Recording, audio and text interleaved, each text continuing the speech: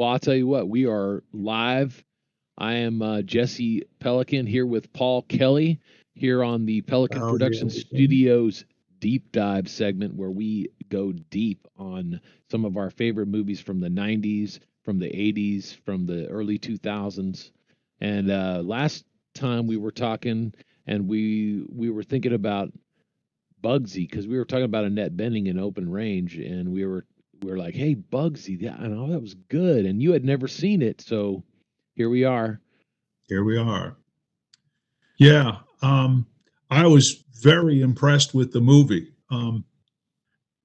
Warren Beatty directed it as well. No, excuse me. Barry Levinson directed it. I'm thinking of another movie, but Warren did a very good job with the romantic and the con man aspects of his character. I Hmm. have to say that I think that he was a little uncomfortable with the enforcer side. That was in reality, Bugsy came up as a hitman and punch out artist, and so he would be the one that go around and be punching out the merchants who didn't want to pay protection back in those days, in the early days when he was working with Meyer Lansky. And Right.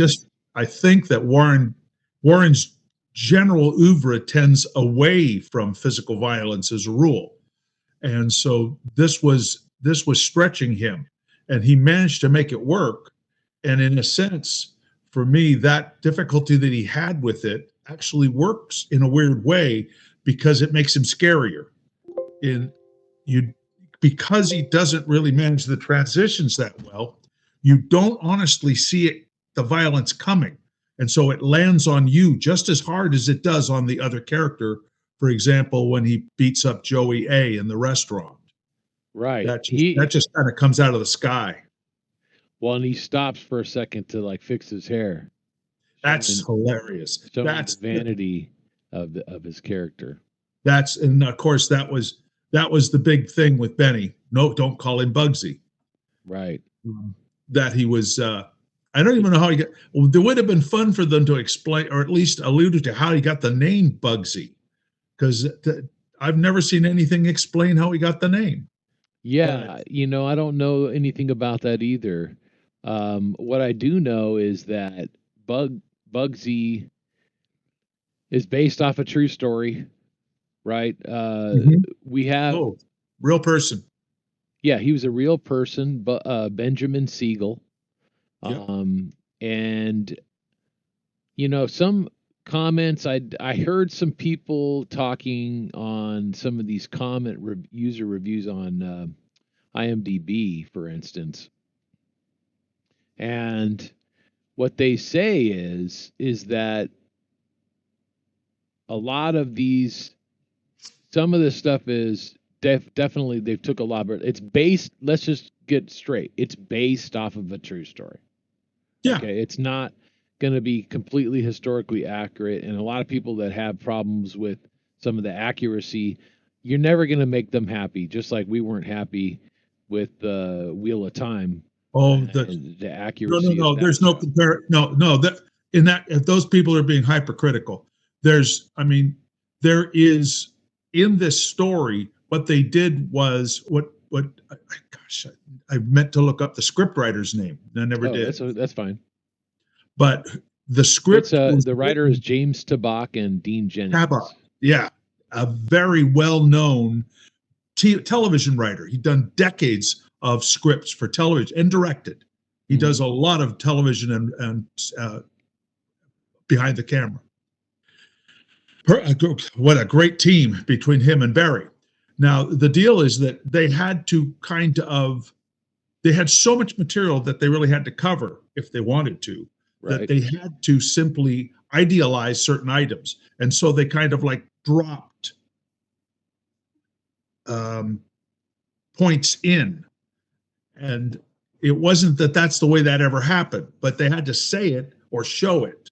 And so that's what I think people would be criticizing, because I didn't see anything happen in the film that when I later looked up his story, I found to be wrong.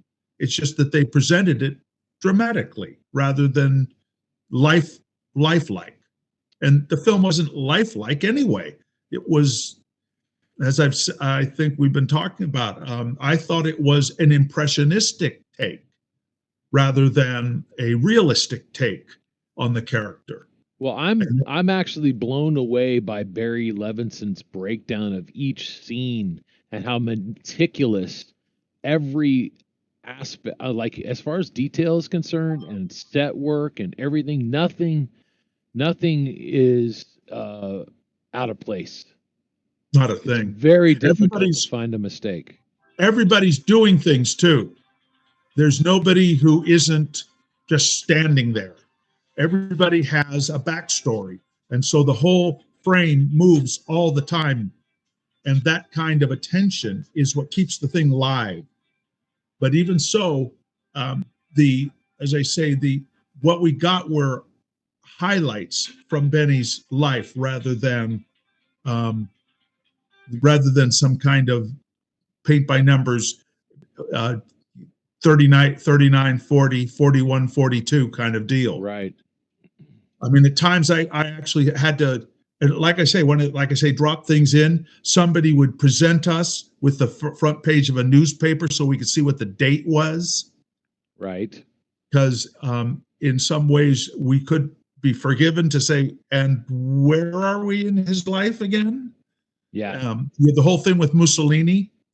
That I love that plot line actually. With the Mussolini plot line really got me. I thought it was so funny, and it was a nice little thing to bolster his character and make him kind of like a patriot type of thing. They're trying to make him likable, and the fact that people want to go back in time and kill Hitler, that's a scenario, and people are so anti all this. They obviously they don't understand the real true history there, but at the same time, it's there in our society, and the sentiment of him wanting to go take out Mussolini in this movie actually works in favor of you liking him as a character.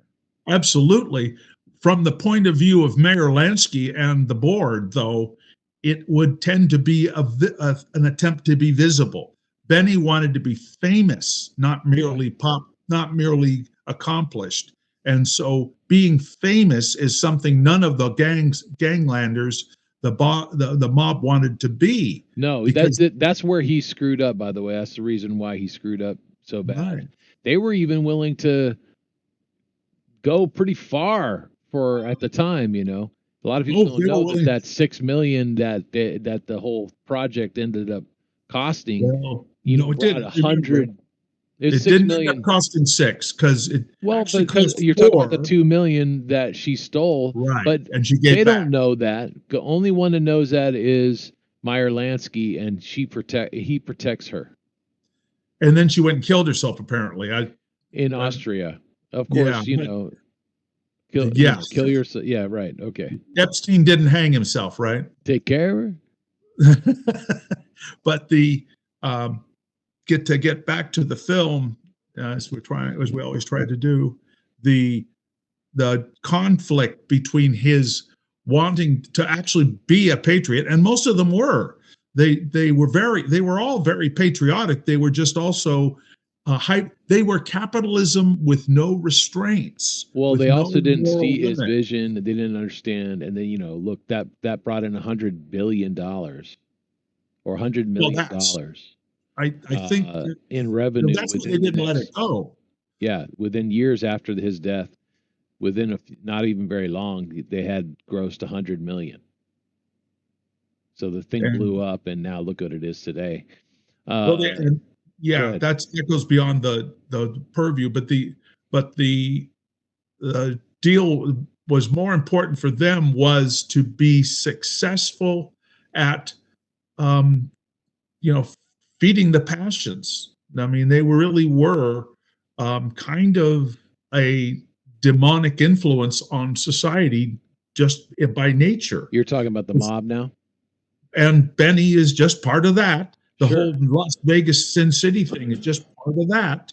This was going to be an opportunity to ab initio have a brand new home for all of the rackets that they wanted to do without interference, and a lot of it could be quote unquote legal. So and Benny's idea of doing that was an incredible inspiration, but he was even in mob terms, he was exceptionally unrestrained and unbridled. Oh yeah, And he had that's no more. He really doesn't understand morality, and he's just driven by passions. And in right. this case, his vision, obviously demonic vision of the future of Sin City there, Right. um, is I don't know if Barry, I don't know Barry Levinson's politics or his religious views or anything like that, but we have to recognize that even in your day and in my day, growing up, that mobsters were glorified in movies, and Yep. it is part of an appeal to a kind of a dark side of our of a fantasy that you're experiencing where what if I mean you get to peer into it's interesting, it's alluring to want to peer into this type of framework in a way.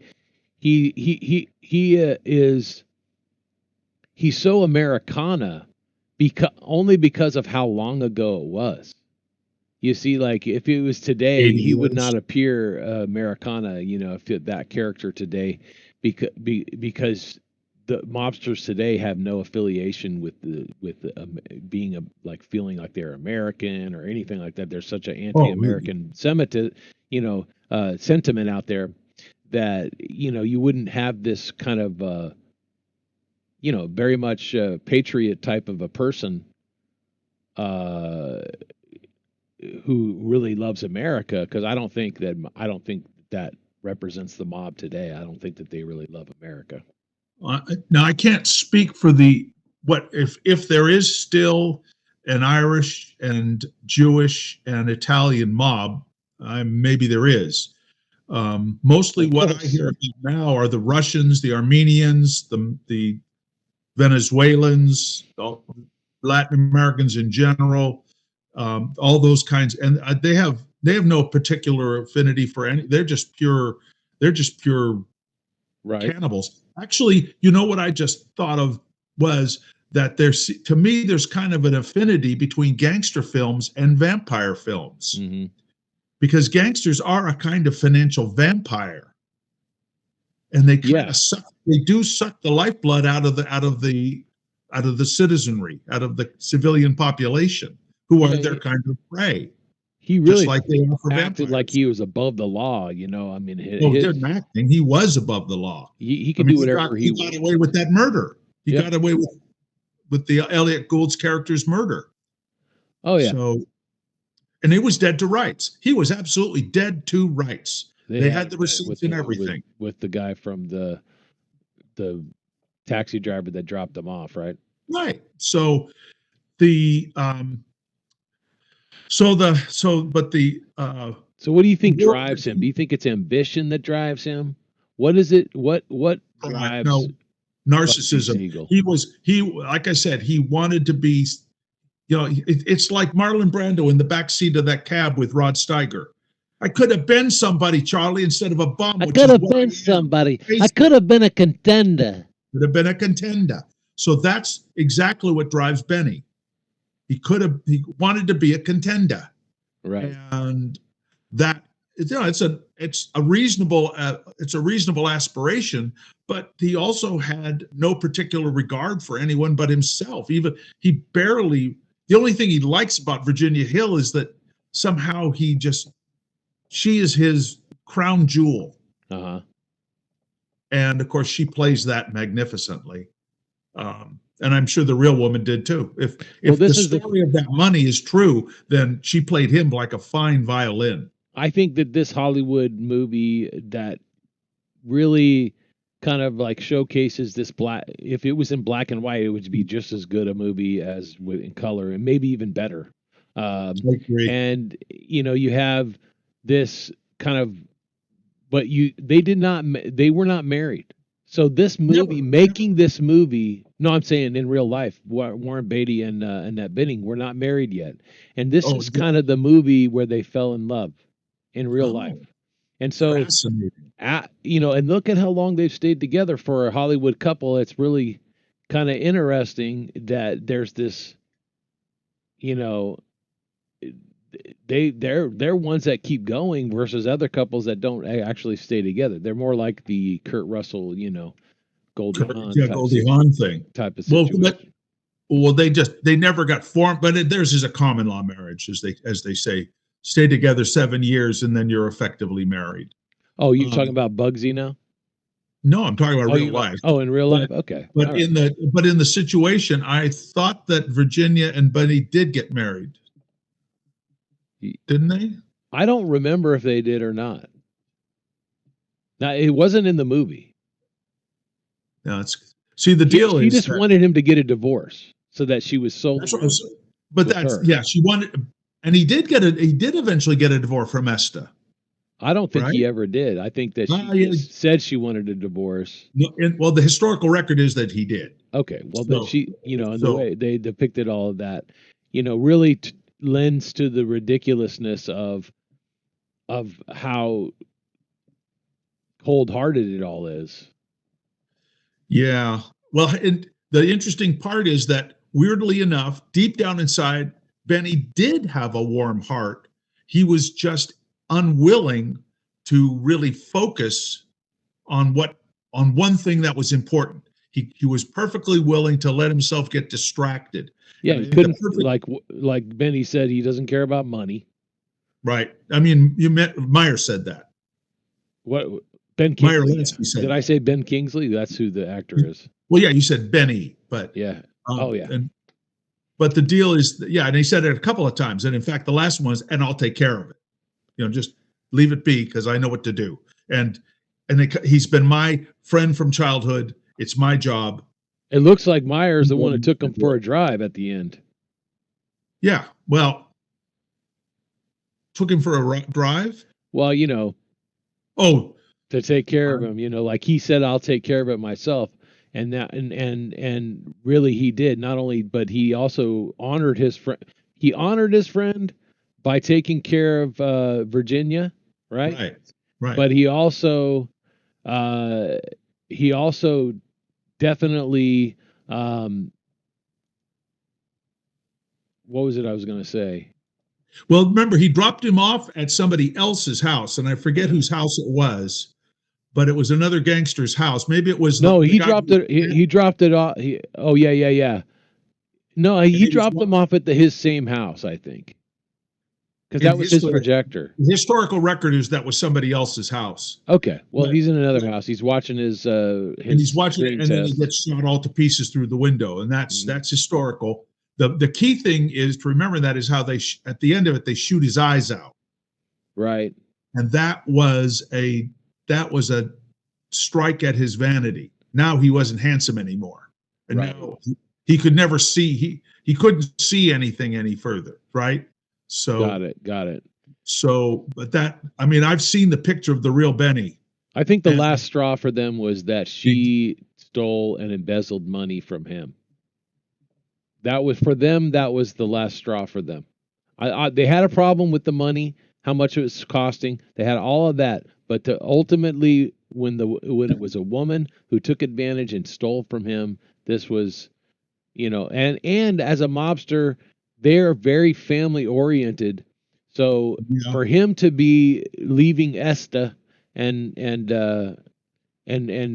for this woman who brings them nothing but grief because they don't want to be in the papers and they don't want any attention whatsoever, that he just kept making mistake after mistake after mistake, digging deeper and deeper. And the interesting part is that, well, there's two dimensions to it. The first one is that occurred to me while you were talking. First thing is she's a woman, and how dare she try to be a mafioso? Mm-hmm. But the second thing is she was a very good mafioso.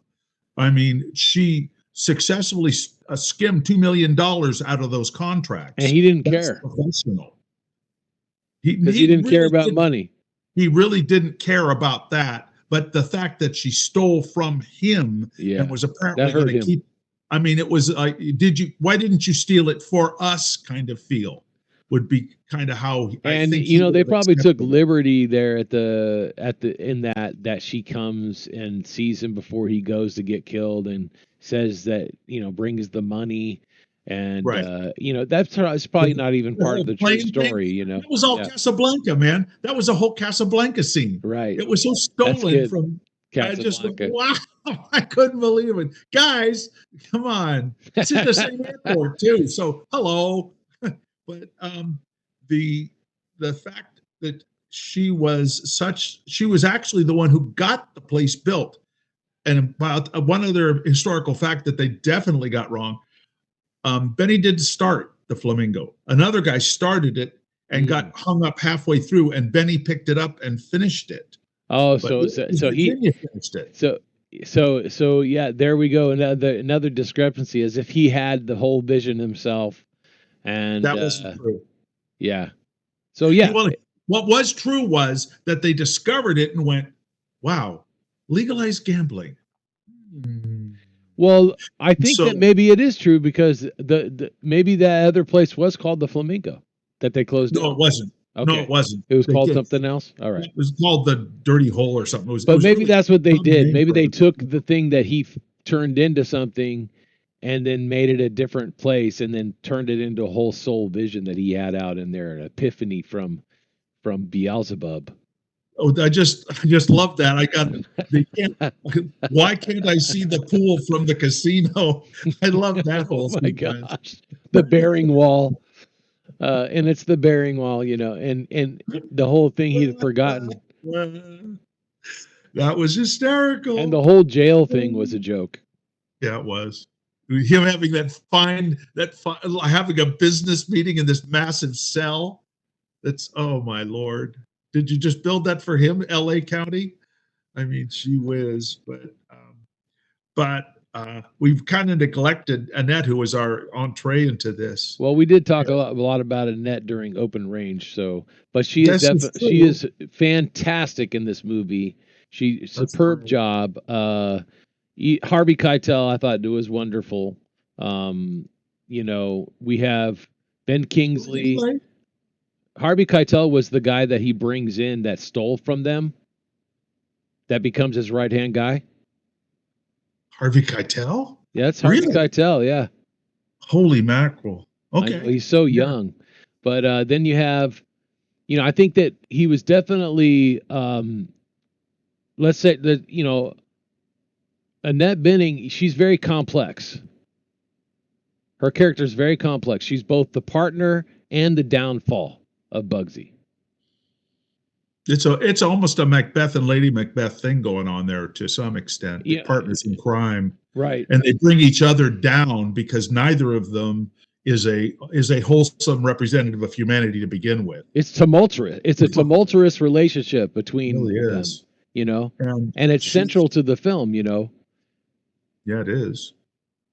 I mean, the her willingness to basically be a hired gun sexually was probably, that was probably way that kind of woman needed to do that kind of thing in that kind of time. This is just before World War II when all of the She's like a situation femme arose. fatale. She's like a femme fatale with a heart. Yeah. Type of idea, right? Well, she guarded it. I mean, she made him work to even be noticed, really. And that, of course, all that did was make him more attracted to her more than ever, because what he couldn't have is what he had to have. I think that was another feature of his personality, I believe. And the more you said he couldn't have it, the more he was going to work to get it, regardless of the cost.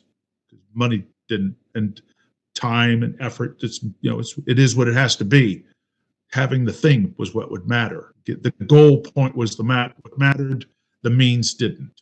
Yeah. So I felt like Annette Bening and Warren Beatty really carried this movie all the way through, and it's mostly about their relationship.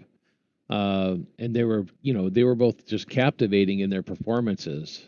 20 dwarves took turns doing handstands on the carpet. I know. Well, that was him so that he could have entree into high society. Right. He was trying to be articulation, articulate, and have good diction, all of that. I think that the cinematography, as far as positives, I think there were strong performances overall. the historical context of the film, it looks amazing. I think it represents the time well. It doesn't really pull you out of that, like where it does seems unrealistic. And then, I think the cinematography has to be complimented with it's visually stunning, and it really captures the glamour and the grit of that era. It is a 100 professional technical film. Behind the camera and behind the actors, there is not one missed note. I do have one quibble, as I always Sure. do. I have a couple. I was not pleased with Elliot Gould's performance at all. He only has those two scenes, but he's wooden in both of them, and I was really surprised to see that. Okay. I don't think he. It just didn't. It didn't. He was like reading the lines. Yeah, I totally agree. He was just like he wasn't. I felt like he wasn't believable. Not the first time he was believable when he first sees him, and he's like talking to him at the when he gives him the money, and he says on the train, and he goes, "When you jump from the train, don't hurt yourself," or whatever type of thing, and he gives him that was decent. That worked out. He did fine there. That was their second scene. That was their second time. 3 scenes. Okay, well, the second time you see him, the third time you see him, at the very end, I don't think he was believable at all when he's telling his story. And why is he even talking? Why is he talking? Well, I think he came there. Personally, when I looked at the thing, I think he wanted to be killed by him. That's the only thing I can come up with, that he was confessing, saying, "I know if you kill me, it'll be a mercy killing and quick. Everybody else will tear me. They might torture me. They might do whatever." He went where he needed to go. He knew what was going to happen before he went there. But yeah, I think the performance of, this kind of this like, I just don't. It just wasn't. It wasn't believable. It was dull. Yeah.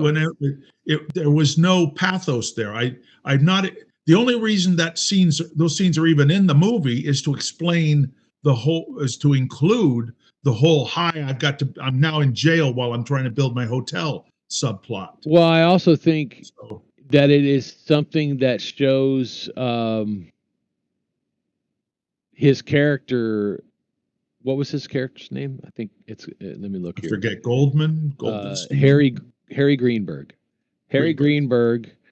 I felt like his character was like, let me see. It's like, it's there, but he's there in this relationship to show this side of Bugsy that has kind of a softness for people. Oh yeah. Yeah. To nail it down, because throughout the film, we see that he loves whom he likes and he hates whom he dislikes. Right. And the distance between those is the Grand Canyon, Linville Gorge. There's no middle of the road with Benny. And he really did like Harry right from the start. And Harry did confide him in the first scene, which was very early in the movie. And that was just a setup scene. But that's the scene where I went, why is Elliot like this? He's a better actor than this. He doesn't understand the character, or they. I just don't understand why. Yeah, I talked. I talked. But I agree with you on that. The I talked thing is later. At the time of this scene I'm talking about, he had just done the theft. Oh, so you felt like that was not strong either when he okay. None of his three entrances were strong. In all of them, he was wooden, and it was. I wonder why. I wonder why he thought that was. I don't get it at all. Yeah. I mean, anybody who can look at what he did with Trapper John, in MASH. I mean, you look at all the other performance. Maybe it's just the way that he was directed and that he felt. Yes, I get that. That could maybe be it's Barry Levinson's fault. Wow, Barry doesn't usually make mistakes like that. even his dull characters have at least some personality. And maybe they didn't tell him. Maybe they gave him no idea what his backstory was. Yeah. So he had nothing to play to.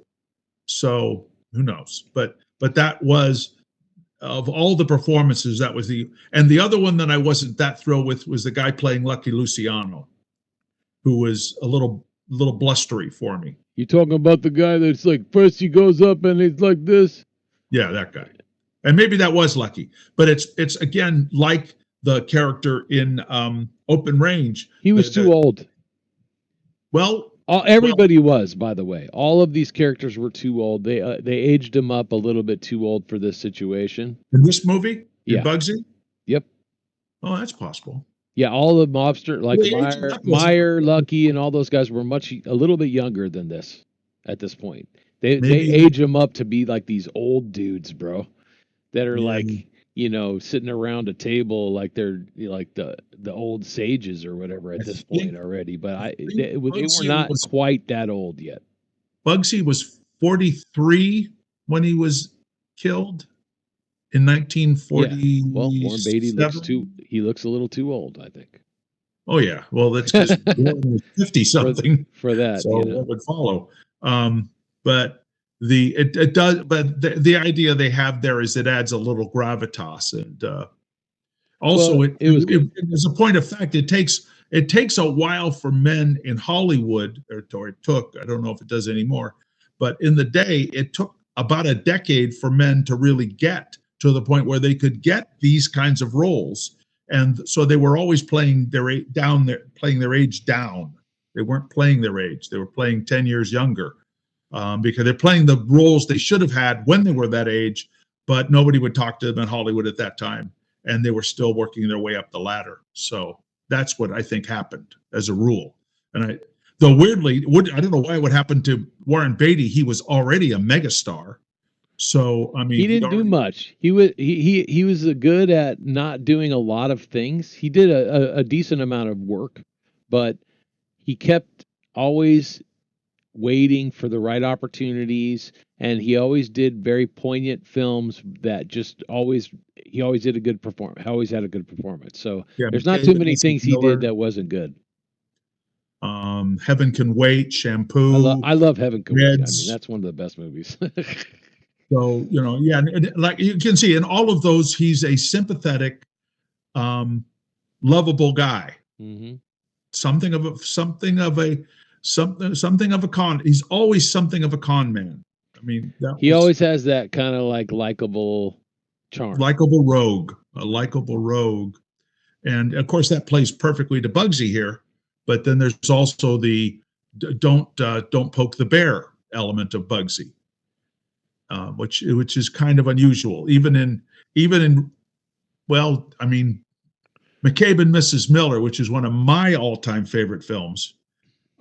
Though he has a final gunfight at the end of the movie, it's very downbeat and very non-violent, if you will. It's not there's no fisticuffs or anything. It's guys shooting at each other from a distance while it snows all over the place. Yeah, not your typical mobster movie that we watched here. No. I think that the main characters were really well developed, and the supporting characters had the lack of depth. Yeah, they were guests. They were guest stars in a sense, especially, and the one who made it obvious was Ben Kingsley playing Meyer. I mean, he towers over everybody in his he just comes in and goes, "I'm just going to excuse me. I'm just going to dominate this scene for a few moments, then I'll leave." And then I'm going to go do Gandhi. I'm gone. Yeah, I'm gone. I'm going to go do something. I'm going to go do a real movie. Marvel or something. But this got 2 Oscars, 7 nominations. What was it that it got it for? I can't remember. I took all my pages down, so it's fine. I can look it up here.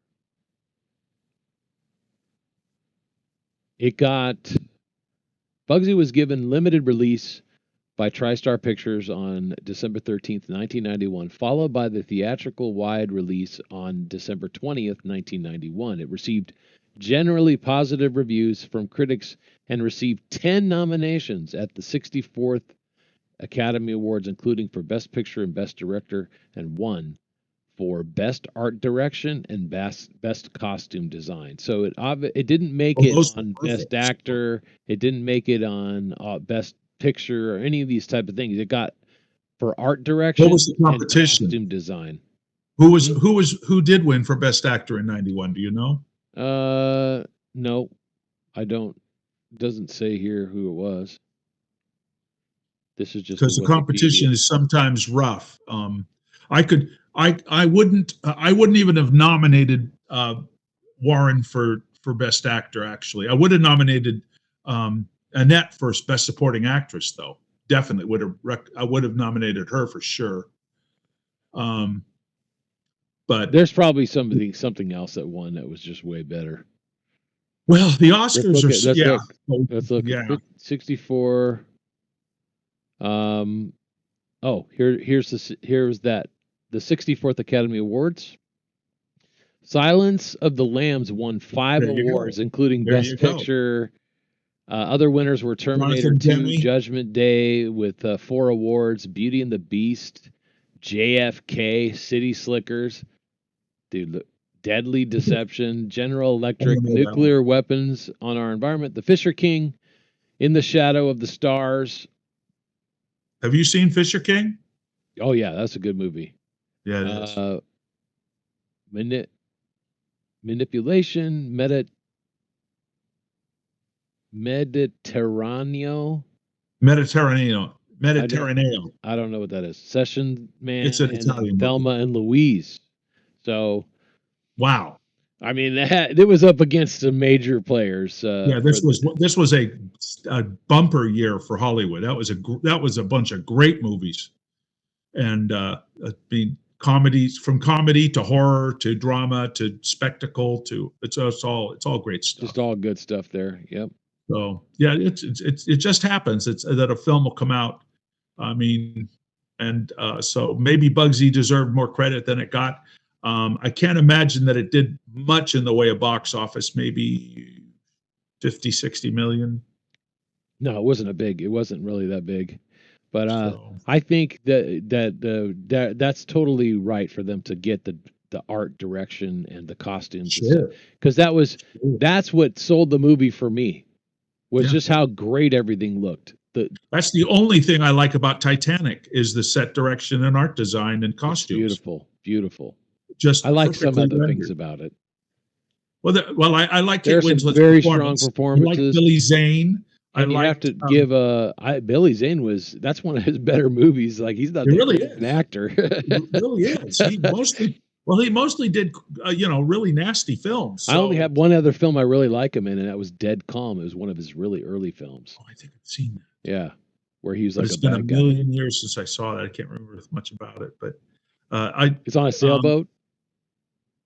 I think I know what you're talking about. Yeah. That's so. So I guess that we've kind of I think we wrapped it up. Yeah, we squeezed out the deepness. We went deep. Yeah, I think we did. I think that this film is worth it, and it's don't hesitate to recommend it. I really don't hesitate to recommend this film to. I give it a solid 8 in my 1 to 10. I give it a solid 8. 8.5. I give it 8.5 just for Federico Fellini's memory.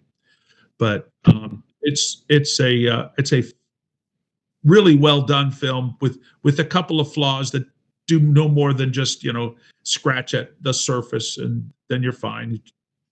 It's the performances are excellent, the set design and art direction are perfect, the cinematography is great, the editing is magnificent, the direction is subtle and well organized. The narrative works beautifully and has the rhythm and flow of the scenes. It creates an almost funereal tone without ever being slow and even seeming deliberate. It moves. Mm-hmm.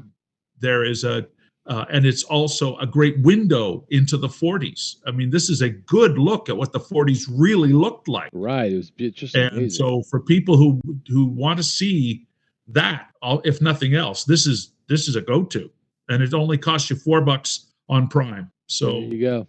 wham, get her done. So thanks for everybody tuning in to our deep dive.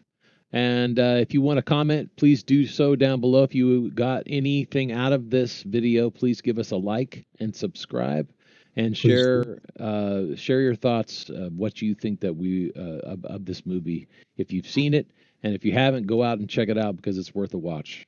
You have anything you want to say, Paul? I just want to thank everybody that's allowing us to do this, and especially those who take the time to watch all the way to the end. If you've watched to here, thank you very much. If you haven't subscribed before, please do.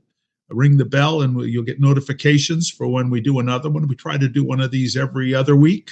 Yeah. We haven't yet thought of what we want to do next, but we'll think of something because there's only 50,000 films out there. I'm sure we can find one that's worth talking about. So maybe Mediterraneo, just so that I don't even know what that is. Mess it up through the entire review trying to pronounce it. I don't even know what it is. So there you go. Hey, it'll be news to everybody. But thank you very much, everybody. All right.